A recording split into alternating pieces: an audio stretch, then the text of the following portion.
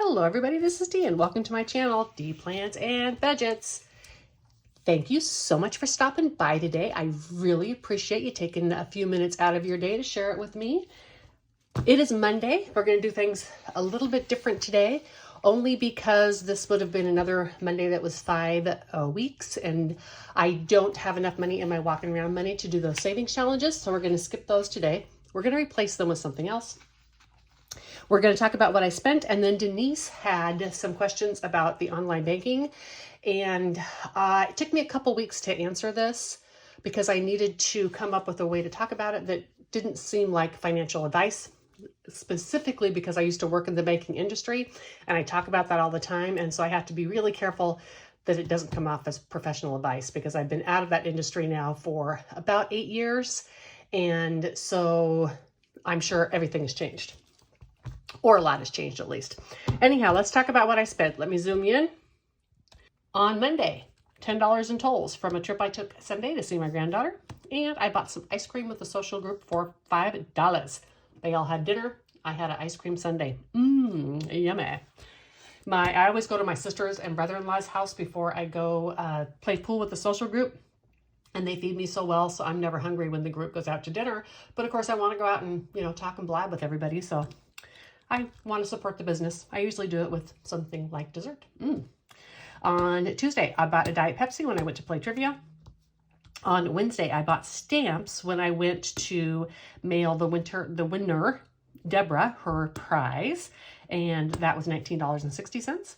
Thursday, I bought some food for $40.51. On Friday, I bought a challenge from Madeline at Madeline Budgets and made some camping reservations for this upcoming week. And Saturday, no spend. Sunday, no spend. So the total for the week that I spent was $121.55. Yes, yay. Got better on that. All right. Now let's do the banking information. At the end, we're also going to do some challenges in Romanian money, and we'll talk about where that money came from in just a moment. Okay, let's talk about the online banking. So as I said, this is not financial advice. These are things that I learned from these banks when I was either researching them or because I use them. And what I really want to talk about more than a specific bank or what your rights or obligations are, I really want to talk about how I use these online accounts, because I know, especially with people of my age group, the online banking can be confusing sometimes, and just the way to get the money when you can't walk into an establishment is confusing as well. And so I thought this would be a great way that I could share how I use these banks as well and have it not be an issue of me recommending or not recommending a bank. And so just going to label it Understanding Online Banks. And let me zoom in. The first thing, so online banks that I have either personally used, either now or in the past, or I've investigated. Those are Ally, Capital One 360, and SoFi. These are the big high yield ones that are offering good money now. I know there's other places that do like just CDs or just money markets, but these are banks that operate just like a brick and mortar bank. They just don't have a location. So these are the only specific ones that I have investigated. So the highlights, how they are the same. So all offer FDIC, right? So you would want to make sure and have an idea of how you want to title your accounts to get the most for your FDIC dollars. I'm not going to give you advice on how to do that. What I am going to tell you is all of these accounts let me put my family on my accounts for paid on death, so that when I die, they just go in there with a death certificate and that money becomes theirs. They become the legal owners of it. And you would want to have someone advise you on how to do that, but they do allow for this to happen at all of these banks. They all offer free checking accounts with checks and debit cards. Now, some of them may charge if you don't have a certain balance, but as you are using these establishments to earn higher interest rates, chances are you have a balance in that account or in that establishment, but you're definitely going to want to talk to them and make sure that the account is free. Additionally, I get free checks with mine. I can only order them 25 at a time. I don't use them very much, but I get those checks for free. And they all come with debit cards, and I'm pretty sure none of them charge for the debit cards. They all offer online banking for easy transfers, both internal and external, to track your funds, and telephone support. And this, of course, is key. This is the primary way that you are going to do your banking with these online banking establishments, or non-brick and mortar, I will call them. They do have really good phone support. And as a matter of fact, whenever I do anything with IRAs, I always just call them. But if you are not comfortable with the online banking platform, either via your PC, Mac, or an app, then these establishments may not be for you. I don't know if I would be able to use them to my advantage if I had to call on the phone for everything. However, I am going to tell you that their online platforms are incredibly easy to navigate. And if you have anybody that can help you, they might be able to help you do that. And there's probably also some YouTubes you could watch on how to navigate the online platforms. So that's a good idea. Another hint for that would be to go to your brick and mortar bank that I am sure offers online banking. Almost all of them do. Use online banking with them, because you can go in and they'll help you with your online banking, and then you can take that knowledge to these other banks that do not have brick and mortar locations. They all will transfer to other banks electronically. You can set those up either for like reoccurring transfers, or you can just send yourself some money. And Capital One 360, I know that one has a network of ATMs that are free. There are even a couple brick and mortar locations, but they do have quite a few ATMs in like, it's either CVS or Walgreens or something like that that are free. I don't use them. I don't find that I needed to use it that way, but I could, and they have quite a few of them that are free. Now, how I use these, and this is kind of what the important thing is, and I'll just uncover this. We don't need to keep covering it. What you will need to open your account may vary, but there will be some process to verify you, and you may be required to snap a photo of your ID or do another type of verifying process. I have shared with you quite a few times that I don't list my particular bills and my particular bill amounts. One of the reasons is because of my knowledge of how these online bank companies verify your identity to open accounts. One of the things they do is that they will ask you, like, when did you make your last mortgage payment? Who was it to? And how much was it? And they actually use this to verify your identity. That's why I don't share that information on this channel, and I'm not going to, because of that reason right there. A lot of them have gotten better at it in that they give you a limited amount of time. People can get that information from your credit report. They can get it from YouTube, etc. So it's important that you feel comfortable with that establishment when you open that account, that they have done their due diligence to make sure that it is you. They will talk you through the process. Each one is probably different. Each state is probably different. What I can tell you is it's fairly simple to do. So the other things that all of these allow me to do is I can transfer from my retirement, and I can disperse that into the accounts with them. Now, one of the things that I do is I disperse some money into what I call my working cash account, and that's a brick and mortar national bank chain that is everywhere. And I do that because I want a bank that's everywhere, that I can always go get some cash, that I can get a debit card replaced, that I can get a cashier's check if I need to, etc. So I keep one of those brick and mortar locations, and I I disperse some of my retirement to that account, and I just disperse other retirements into these other accounts, and for different savings goals and obligations. Some of these accounts let you pay bills. Actually, all of them that I know of let you pay bills from your checking account. And one thing to keep in mind, some of these establishments may allow you to do transactions like write checks or a debit card out of the money market account where the high interest is earned. Those are regulated. The amount of transactions that you can do per month are regulated. Check with that establishment, because if you go over, there's quite a hefty fee. So I prefer to have a free checking with each one of these to transfer the money into, and then I pay the bill out of there. So let's say I have my money market account and a checking account, and I want to pay my credit card, which is something I often pay out of one of these. I pay all the money that I used in my sinking funds out of one account.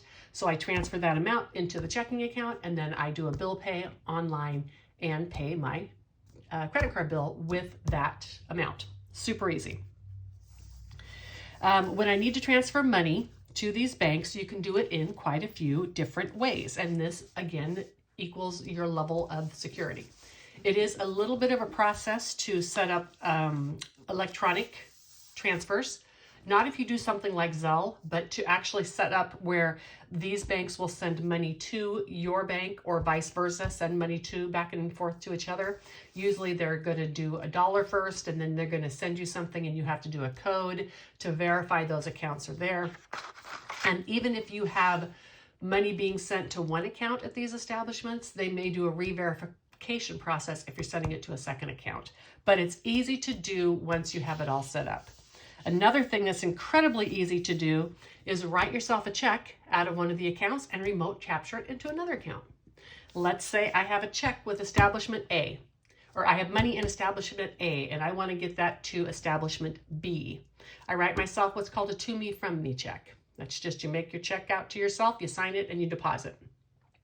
So I write that out of check A, I go to bank B's online banking, and I snap a picture of that and deposit it, and it's usually available the next day.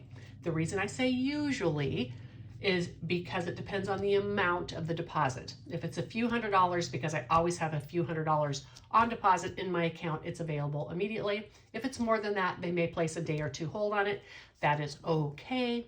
I always give myself time. I do notice that the money actually becomes available to me more quickly than it does when I electronically transfer it, because it disappears for 3 days. It leaves one bank and it takes a few days before it shows up in the other. That's just how they do it to make money. Okay, so the other thing you can do is just go to an ATM and get money. As I said, all of these come with debit cards.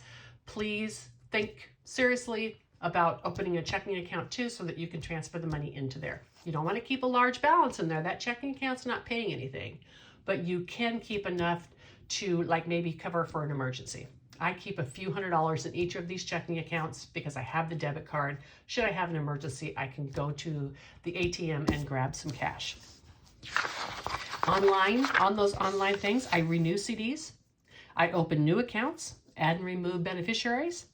I have, like I said, I have some IRAs, but I call for those just because of the tax ramifications. I do not want to mess anything up.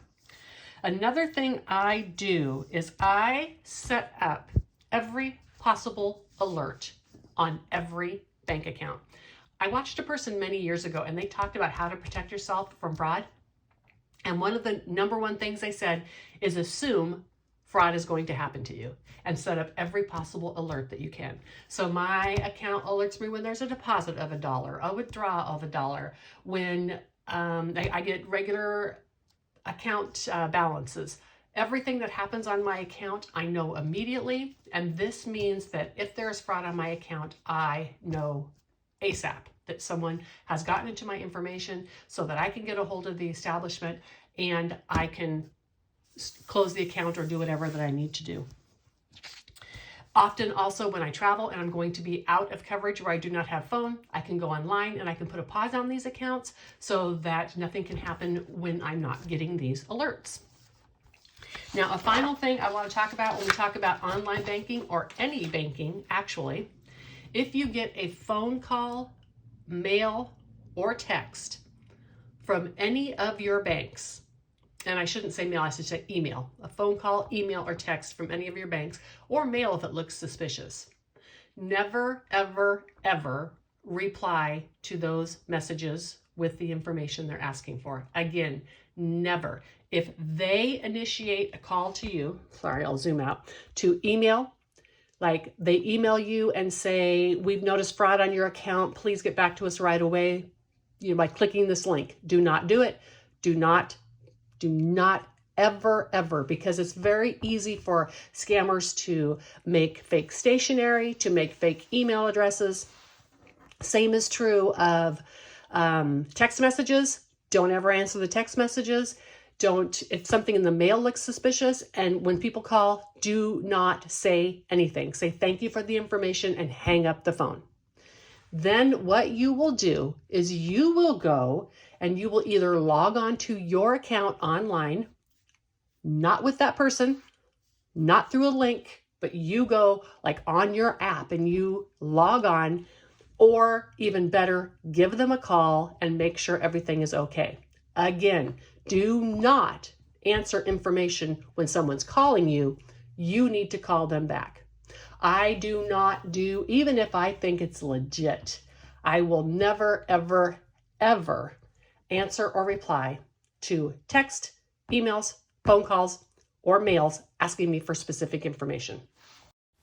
Another side note is never call a number that perhaps they listed in an email, a text, or on a voicemail. That number is probably a scam number. We're going to do some savings challenges today. This is my little binder. This is all just for fun, and it stemmed from this challenge right here. I wanted to do this challenge from Madeline Budgets. However, I didn't have $2,000 in my budget.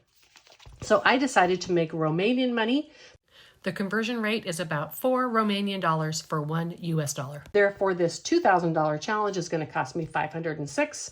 And then I just went wild because it was so much fun doing this. I love doing this. It supports our other budgeters around the world. I've found a place that I can order Australian prop money and euros and pounds. The name of that place is playmoviemoney.com, and I haven't ordered any from there yet, so I can't recommend it, but I did find a place that sells those denominations. And when I'm done having fun with the Romanian money, I may decide to have some fun with those money.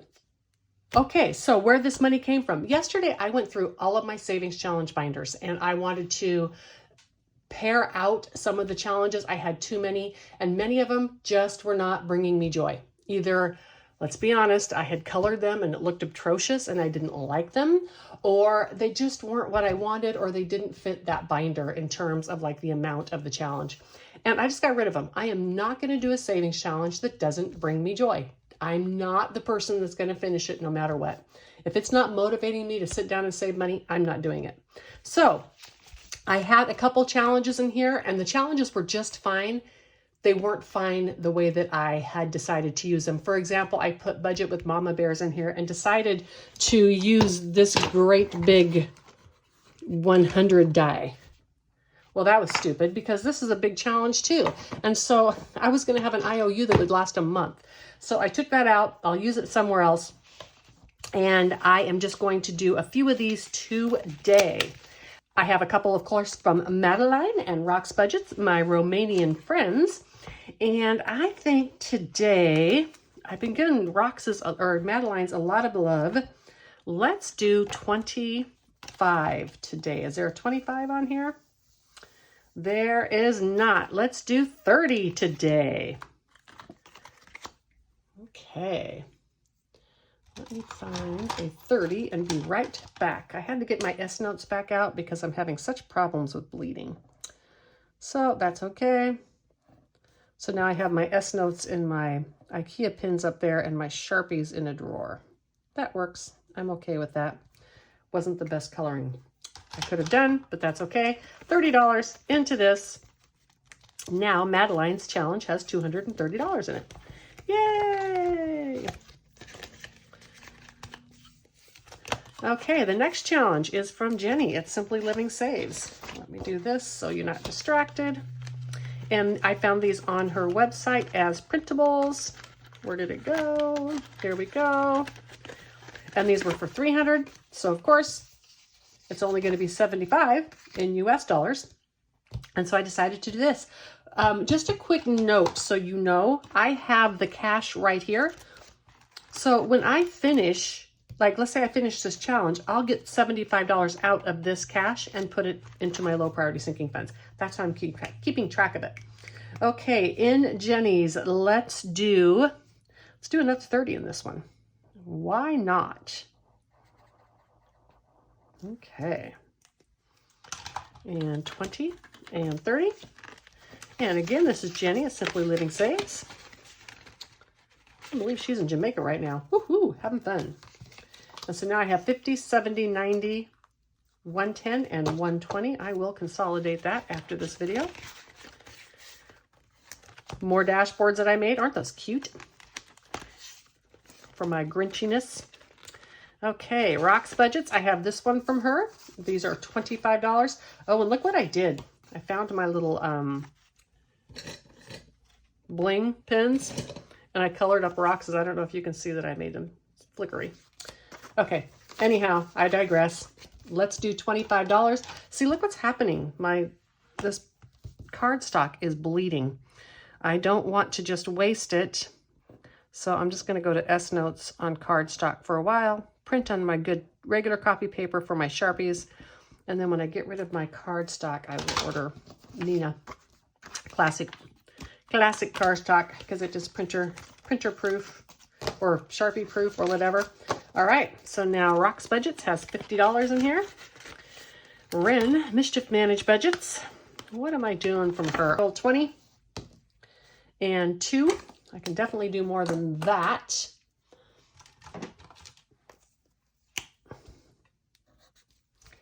And 8.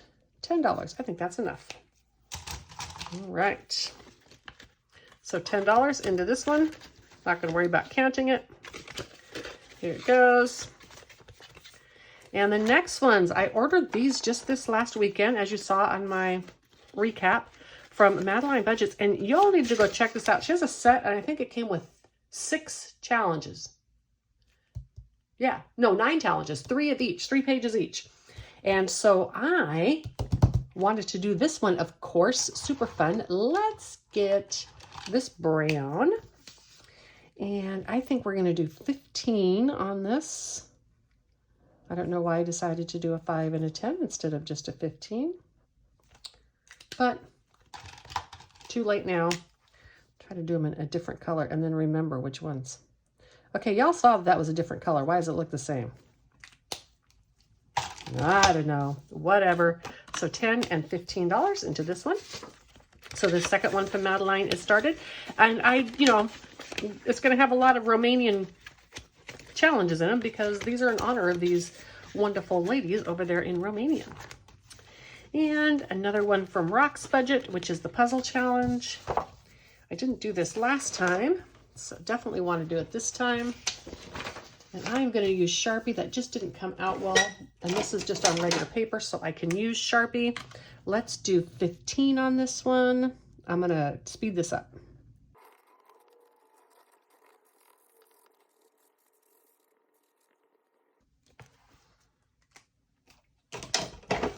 All right, that took me a while, but with CapCut, I can speed those bad boys up super fast. So that works. Okay, now for this last one, what did I do with the black piece of paper? Here it is. This is a new challenge I made that goes with my dashboards. This is a $100 challenge. I have 10, 11, 12, 13, 14, 15. I am sure I can do some on here. Let's take this die and see which one I'm going to do. Okay, 9. 1, 2, 3, 4, 5, 6, 7, 8, 9. And $9. And I think I'm gonna go one more time. 1, 2, 3, 4, 5, 6, 7, 8, 9, 10. 5. Ooh, excellent. These are the new small little scratch offs I got. Yes. Okay. First time I charged it since I got it like 3 months ago. Love that. Okay, so this is getting $14. 5, 10, 11, 12, 13, 14. I have $1 left that I'm going to put into my 2 stuffed binder. Another thing you will notice with this is I changed it to zip because of the fact that this is all like laminated money and it was slippery and it was falling out all the time. Alrighty, there we go. Had some fun with my Romanian binder today instead of doing my other savings challenges, which I didn't have money for. Ha, go figure. I hope you all have a wonderful week ahead. And if you haven't already, I would love it if you would subscribe, throw a like on this video. As a matter of fact, I'm going to start this from Madeline She gave this away free for her 2,000 subscriber video. If you have not seen her, pop on over there. And I am going to track likes with this, and I am going to pay $1 a circle when I complete those. So throw a like on the video. Right now, I'm just going to do it on every video and see how much, because it's only $1 a circle. See how long it takes me to finish it, and then I might do it again later. So again, this is her 2,000 subscriber giveaway. It's a $2,000 subscriber. I'm going to use it for 2,000 likes and not $2,000. Until the next one, everybody. Bye.